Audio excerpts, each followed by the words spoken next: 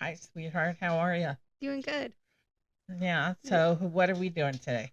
Welcome to episode 12 of Rainy City Murders. Okay. So, the Pacific Northwest. Yes. Who are we doing today? I'm taking us back to 1968 to Oh my 69. God. Okay.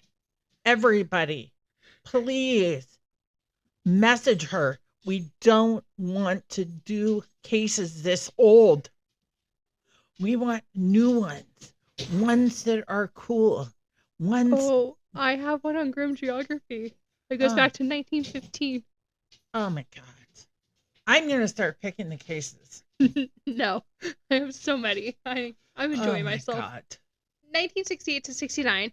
Okay. But in 2004, King County prosecutors called John Dwight Canaday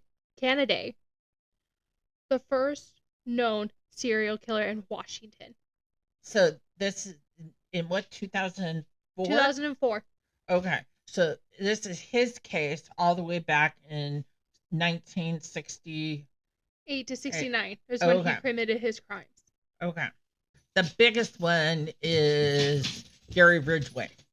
Gary Ridgway, and then you have, there's a couple. Yeah. Gary Ridgway. And probably Ted Bundy. A lot of people don't realize though Ted Bundy committed crimes here. Yes. I think he Well, started his crimes here. yeah. And then you had, what was it, the Night Stalker, Where they caught them here in Washington. Washington. Yes. We had a couple. Yeah, we had some. January 4th, 1969. Okay. 21-year-old Mary Annabelle Bjornson Okay. was preparing dinner for a friend at her apartment. At around 9 p.m., her friend arrived at the apartment and found the food still cooking, with Mary nowhere to be found. That's weird. So cut to January 24th, same year, same month. Okay. 20-year-old Lynn Carroll Tuskegee, a Washington State University student, disappeared in northern Seattle. She was last seen walking to her car. Okay. Neither of their bodies were found. They just Disappeared. Vanished. Well, back then it was much easier to disappear people. Mm-hmm. So by March 1969, the police did have a suspect and were investigating them. Okay. And wasn't investigating? Were investigating. Okay. So enter John Dwight Canaday. Okay. He was a divorced Vietnam War veteran, and he had been accused of raping 2 women previous. Okay. So once in custody, he told the investigators, "Sure, I'll take you to the bodies of where I put Mary and Lynn." Okay. He had hid them in a snow-covered patch. They were never going to find those bodies. No. So he admitted that on January 4th, the day Bjornson was last seen, he knocked on her apartment door claiming he was having car trouble. Yeah, that's back in the day where you answered the door to strangers and you let them in to use your phone or to use the bathroom. Mm-hmm. She stepped outside, as one does usually, like when you... So she had stepped outside, and once outside, he pulled a knife and forced her into his vehicle and drove her to Seaward Park. Okay. Where he raped and strangled her to death. On January 24th, the day Lynn went missing, Canaday admitted to abducting, raping, and killing her. Okay. So, Canaday was indicted on 2 counts of murder the following month and pleaded not guilty by reason of insanity. Okay. In the end, a jury deliberated for only 2 hours to find him guilty on all counts, on the basis of which days later he was sentenced to hang. In 1972, we had a big show on hanging yesterday. Mm-hmm. In 1972, Canaday won a reprieve after the Supreme Court of the United States reviewed cases of capital punishment in over 30 states, including his. And he was resentenced to life imprisonment on both counts. Okay. So, you may have noticed, he's a serial killer. I said that, right? Yeah. And I said 68 to 69, right? Yes. Okay, but I thought you had to kill three or more people. You do. It took 36 years to solve this case. His first case. So he had killed somebody else. In 1968. And it took them 36 years in 2004 to realize he's the one who killed the first this person. Her case was the oldest unsolved oldest cold case in the state of Washington. And he didn't fess up to it. No, because they could not connect him. Okay. So they connected him to the other two. Because once they connected, he admitted to it. Once they had him in custody for the other two, he admitted right away to them that he did it, and he took them to their bodies. So he never fessed up on his 1968 murder until they presented him the evidence saying, "You're the one who did it." Would you like to hear about the 1968, the oldest cold case in the state of Washington? Sure, let's hear it. So we are going to 1968. Okay. His first victim. Okay. We are going to, if I can turn it. And he chose this apartment at random. Okay. So we've discussed this. 9 times out of 10, crimes are committed against people who know the other person. Okay. He was a rare occasion. His first kill was completely random. I knew you were going to say that.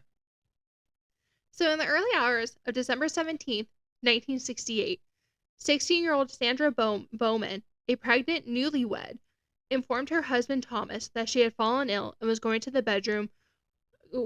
bedridden for the rest of the day. Okay. Hours later, when Thomas returned home from his job at a canning company, he discovered Sandra stabbed to death with her hands bound behind her back. She was stabbed 57 times. A reward was put out for the killer, with Thomas Bowman initially cashing in some of his own money. Thomas was ruled out as a suspect immediately based on part of an alibi, and sooner or later, police had exhausted all leads. The case remained unsolved for 36 years. Well, nothing's like the other two murders. And you said it was completely random. So back then you wouldn't have DNA and, you know. So by 2002, so we are 34 years later. Okay. The murder of Sandra Bowman has still yet to be solved. Washington State Crime Lab re-examined the evidence from her murder and a subsequent autopsy in hopes of finding new clues and new evidence on everything that was essentially missed the first go around. Okay. So Amy Jagman, a forensic scientist, created a DNA profile from a sample of the perpetrator's semen.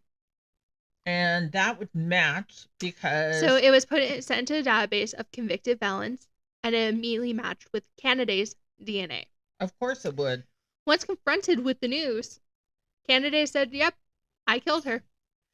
He's already serving 2 life sentences at this point. So when they confronted him, he literally sighed, held up his hands, and said, "Yes, I killed her." Oh my God. And that was after they said, "Hey, guess what? You left DNA at the scene." So, and how old is he at this point? 59. Okay. He was at Walla Walla, of course. And he had been, at the time of Bowman's murder, Canaday was working as a pipeman's helper for the City of Ballard's water department. The identification was a record moment at the time. Bowman's murder was the oldest cold case, yep, as I said. So in a June interview, according to court documents, Canaday told the detectives that he randomly knocked on her door and attacked her. "I stabbed her." Yeah, think 50 So something times. 57. Yeah. The charging paper said Canaday blamed the December attack on a bitter divorce, a lot of anger at myself and immaturity. Okay, so if you get angry at yourself and you're immature, it's okay to stab somebody? Apparently. And you're going through a bad divorce. Yep. So People are in fucking crazy. right? So in court documents, Deputy Prosecutor Timothy Bradshaw said killing Bowman evidently emboldened Canaday to attack other women, killing 2 of them. Wow. Just wow. So in 2004, they took him to court for her murder. Yeah. Finally, get the justice, get everything solved. He was found guilty and sentenced to another life sentence. Yeah. Because essentially they couldn't do anything. They They couldn't couldn't. murder him. They couldn't do No. anything. 2004 is kind of the last we hear about him. Until December 26, 2012. Want to know why? Why? He was found unresponsive in a cell at Clallam Bay Prison. So they moved him from Walla Walla to Clallam Bay. Yeah. So his death was ruled from natural causes. Yes. So what they said is that he was found unresponsive in an isolated section in the Clallam Bay Prison just before 5:30 p.m. Wednesday. His death appeared to be from natural causes, State Department Corrections spokesman Nora West said, adding that officials are awaiting information for the Clallam County Coroner's Office. He was attended to by prison and medical staff and Clallam County Fire District No. 5 paramedics soon after he was found, but to no avail. He died. Yeah. So when did they rule he was the first serial killer? When they found in out? 2004, when he killed when they connected him to Sandra Bowman. Okay, so that's 3. So serial killers are 3 or more, and mass shooters are rapid killings. They can kill just one person and it'd be a mass shooting because they're injuring. They come in to shoot multiple people and everything like that is what I think it is.